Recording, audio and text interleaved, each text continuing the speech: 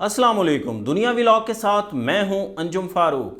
फौजी अदालतों में 102 शरपसंदों का ट्रायल जारी है और ये ट्रायल जारी रहेगा। 9 मई के ज़िम्मेदारों को सज़ा से बचाने के लिए जो लोग भी मुतहर्रिक हैं उनके साथ सख्ती से निपटा जाएगा। मनसूबा साजों को कैफरे किरदार तक पहुँचाने तक सानिया 9 मई इंसाफ का मुंतज़िर रहेगा। एक लेफ्टिनेंट जनरल समेत 3 अफसरान नौकरी से बर्खास्त, 3 मेजर जनरल, 7 ब्रिगेडियर समेत 15 अफसरान के खिलाफ तादीबी कार्रवाई की गई है। सानिया 9 मई को ना भुलाया जाएगा और ना मुलव्वस अनासर को माफ़ किया जाएगा। आज DGISPR मेजर जनरल अहमद शरीफ चौधरी साहब ने बहुत अहम प्रेस कॉन्फ्रेंस की और ये प्रेस कॉन्फ्रेंस बहुत अहम थी और इसके अंदर बहुत अहम हम लोगों के लिए पैगामात थे। सुप्रीम कोर्ट के लिए पैगाम था, वकला के लिए पैगाम था, सिविल सोसाइटी के लिए पैगाम था, पीपल्स पार्टी के लिए पैगाम था, PTI के चेयरमैन के लिए पैगाम था और 9 मई में जो मुलव्वस अनासर थे उनकी फैमिलीज़ के लिए पैगाम था। वैसे तो ये भरपूर थी प्रेस कॉन्फ्रेंस, बहुत लंबी और बड़ी तवील और हर सवाल का उन्होंने बड़ा मुदल्लल जवाब दिया, मगर मेरे नज़दीक 5 से 6 नुक्ते ऐसे थे जो बहुत ही ज़्यादा अहमियत के हामिल थे। सबसे पहले जो उन्होंने कहा कि फ़ौजी अदालतों में 102 शरपसंदों का ट्रायल जारी है और ये ट्रायल जारी रहेगा। इसकी इंटरप्रिटेशन ये है कि फ़ैसला भले सुप्रीम कोर्ट से कुछ भी आए, उन्होंने कहा नहीं है, मगर इसका मतलब जो मैं समझ रहा हूँ सुप्रीम कोर्ट से जो भी फ़ैसला आए तो ये ट्रायल जारी है और ये ट्रायल जारी रहेगा, उसके ऊपर इम्प्लीमेंट नहीं होगा। यही बात मिलती जुलती जो है राना सनाउल्लाह पहले ही कह चुके हैं और जो प्राइम मिनिस्टर के मामले खुसूसी हैं इरफान कादिर, वो भी ये बरमला कह चुके हैं कि हम अगर ये फ़ैसला ख़िलाफ़ आया तो हम इसके ऊपर नहीं करेंगे। तो ये ट्रायल जारी रहेगा। ये सुप्रीम कोर्ट के लिए बड़ा अहम जो पैगाम था मेरे नज़दीक इसके अंदर। दूसरा उन्होंने कहा 9 मई के ज़िम्मेदारों को सज़ा देने के रास्ते में जो लोग रुकावटें डाल रहे हैं ना, उनके साथ सख्ती से निपटा जाएगा। अब देखना ये है कि कौन रुकावटें डाल रहा है। क्या ये रुकावटें सुप्रीम कोर्ट डाल रहा है? क्या PTI के चेयरमैन ये रुकावट डाल रहे हैं? जवाद ख्वाजा रुकावट डाल रहे हैं? एतजाज़ एहसन, लतीफ़ खोसा, सलमान अकरम राजा, हामिद खान, क्या ये लोग रुकावटें डाल रहे हैं? वकला बरादरी डाल रही है, सिविल सोसाइटी डाल रही है? कौन डाल रहा है? जो भी डाल रहा है उसके ख़िलाफ़ सख्ती से निपटा जाएगा।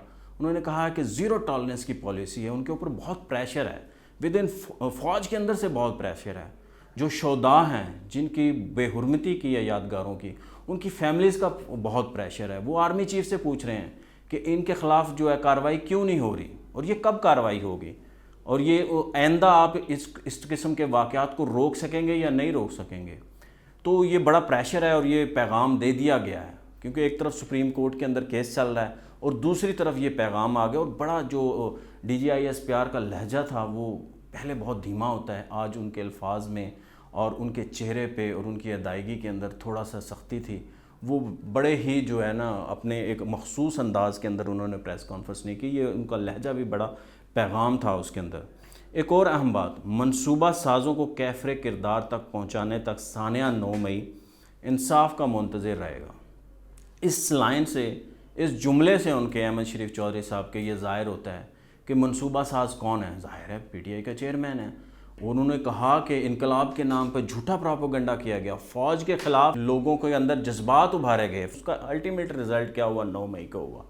तो जो भी मनसूबा साज है उसको कैफरे किरदार तक पहुँचाएगा। इससे ये ज़ाहिर होता है कि PTI के चेयरमैन के ख़िलाफ़ अनकरीब कोई कार्रवाई होने जा रही है।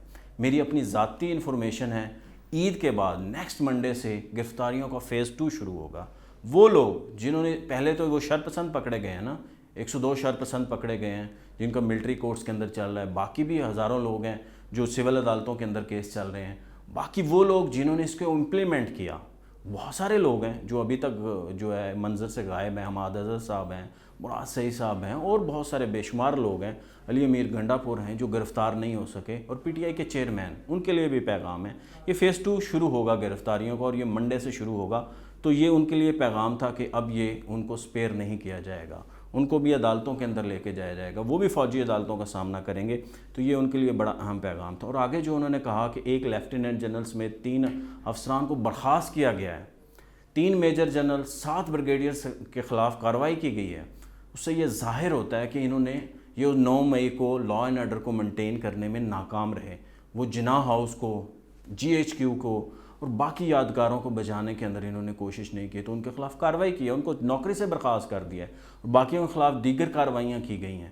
انہوں نے کہا ہے کہ اگر وہ فوج کے اندر، واضح پیغام ہے، فوج کے اندر اگر وہ کسی کو معاف نہیں کر رہے، لیفٹیننٹ جنرل کا میرے نہیں خیال آج تک کبھی اس طرح سے کورٹ مارشل ہوا یا اس طرح سے کوئی ان کے خلاف کارروائی ہوئی ہے، اس کو نوکری سے برخاست کر دیا گیا ہو، تو یہ ایک بڑا عام سٹیپ ہے اور اس میں بڑا پیغام ہے کہ اگر کوئی بھی پولیٹیکل ورکر ہو، کوئی بھی پولیٹیکل لیڈر ہو، اس کو سپیئر نہیں کہے گا۔ جس نے جو اس کے اندر ملوث تھا، جو روکنے میں ناکام رہے، ان کو نوکریوں سے نکال دیا، تو جو لوگ جنہوں نے منصوبہ کی بندی کی تھی، جنہوں نے اس کو امپلیمنٹ کیا تھا اور جو خود جا کے جنہوں نے توڑ پھوڑ کی تھی، جلاؤ گھراؤ کیا تھا، ان کو تو بالکل نہیں چھوڑا جائے گا۔ تو یہ سب کے لیے پیغام ہے۔